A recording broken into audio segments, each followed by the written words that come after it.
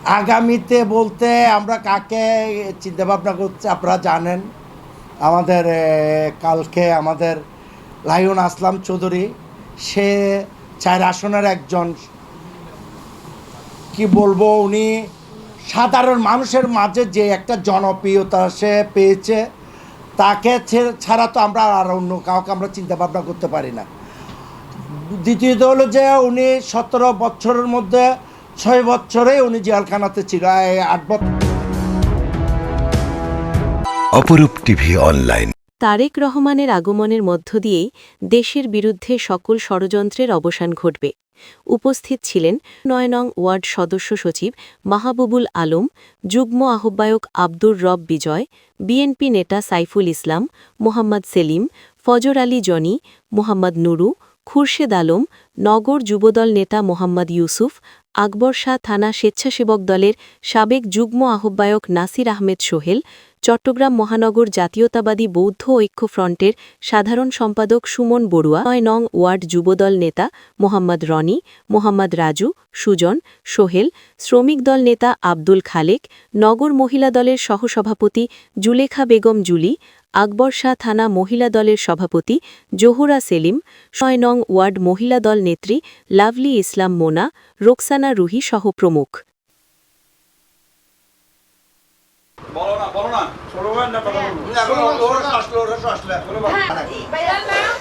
তারেক রহমান বীরের বেশে, তারেক রহমানের আগমন শুভেচ্ছা স্বাগতম। তারেক রহমানের আগমন শুভেচ্ছা স্বাগতম। তারেক রহমান আসছে, চলো চলো ঢাকা চলো। তারেক রহমান বীরের বেশে আসবে ফিরে বাংলাদেশে। তারেক রহমান বীরের বেশে, তারেক রহমান বীরের বেশে আসবে ফিরে বাংলাদেশে। আসবে ফিরে বাংলাদেশে। তারেক রহমান বীরের বেশে, 25 তারিখ সারাদিন শুভেচ্ছা স্বাগতম। শুভেচ্ছা স্বাগতম। তারেক রহমানের আগমন, তারেক রহমান বীরের বেশে আসবে ফিরে বাংলাদেশে। আসবে ফিরে বাংলাদেশে। তারেক রহমান বীরের বেশে, ভোট দিব কিসে? ধানের শীষে, ভোট দিব কিসে? ধানের শীষে, 12 তারিখ সারাদিন ধানের শীষে ভোট দিন, 12 তারিখ সারাদিন ধানের শীষে ভোট দিন। তারেক রহমানের আগমন শুভেচ্ছা স্বাগতম। তারেক রহমান আসছে, চলো চলো ঢাকা চলো।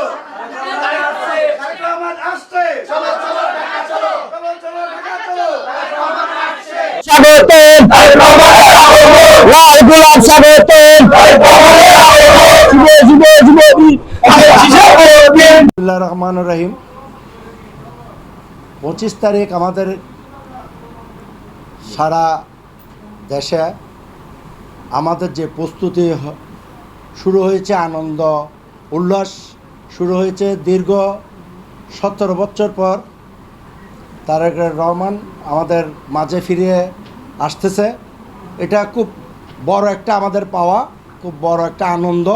সেই আনন্দটা আমরা সবাই মিলে যেন আমরা সুন্দরভাবে যেন আমরা তারেক রহমানকে আমরা আমাদের দেশে এসে যেন সবার মাঝে, সাধারণ মানুষের মাঝে, জনগণের মাঝে যেন উনি আমাদের মাঝে ফিরে আসতে পারে, সেই দোয়া আমাদের থাকবে।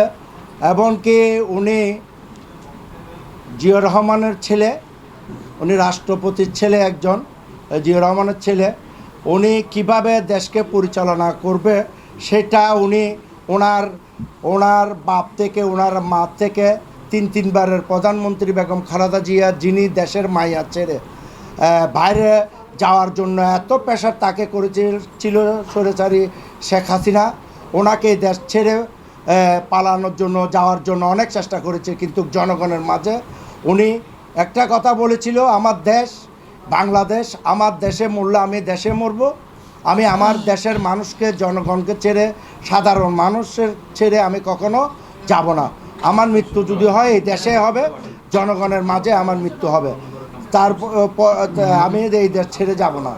ওনার ছেলে তারেক রহমান উনি দেশে আসতেছে ইনশাল্লাহ। এই দেশের মধ্যে যদি ক্ষমতায় আসতে পারে, আসে, জনগণের ভোটের মাধ্যমে যদি এই দেশে উনি আসে, ইনশাল্লাহ এই দেশের উন্নতি, এই দেশের শিল্প কারখানা, শ্রমিক, কিশোর সবাই ইনশাল্লাহ সুখে শান্তিতে থাকতে পারবে।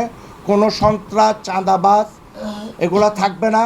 ওনার একটা ওয়াদা, সেটা হলো যে সাধারণ মানুষের পাশে যেন সবাই তার দলের প্রত্যেকটা নেতা কর্মী যেন ওনার সাধারণ মানুষের পাশে থাকে, সেটা উনি আমাদেরকে নির্দেশ দিয়েছে। আমরা সেই নির্দেশে আমরা সেভাবে আমরা মানুষের কাছে যাচ্ছি, মানুষের জনগণের কাছে যাচ্ছি, জনগণের মাঝে যেয়ে আমরা তারেক রহমানের যে একটা স্বপ্ন, যে একটা পরিকল্পনা, সেটা বাস্তবায়ন করার জন্য আমরা সেভাবে আমরা কাজ করে যাচ্ছি। আগামীতে বলতে আমরা কাকে চিন্তাভাবনা করছি আপনারা জানেন। আমাদের কালকে আমাদের লায়ন আসলাম চৌধুরী, সে 4 আসনের একজন, কি বলবো, উনি সাধারণ মানুষের মাঝে যে একটা জনপ্রিয়তা সে পেয়েছে, তাকে ছাড়া তো আমরা আর অন্য কাউকে আমরা চিন্তা ভাবনা করতে পারি না। দ্বিতীয়ত হলো যে উনি 17 বছরের মধ্যে 6 বছরে উনি জেলখানাতে ছিল। 8 বছরের জেলখানা থাকার পরে এই যে 41টা ওয়ার্ডের যেসব নেতা কর্মী যারা জেলখানায় গিয়েছিল তার সম্বন্ধে উনি ভালো করে জানে।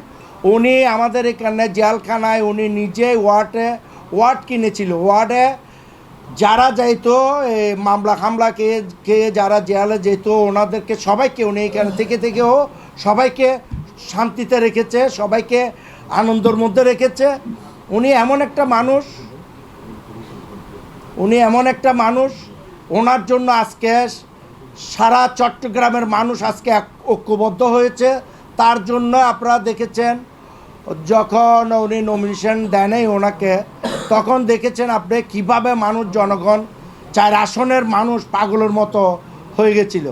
তো এইসব মানুষ যদি আসলাম চৌধুরী যদি নমিনেশন এখন পেয়েছে, ওনাকে আমাদের তারেক রহমান মূল্যায়ন করেছে। আমি প্রথমে তারেক রহমানকে আমি ধন্যবাদ জানাচ্ছি।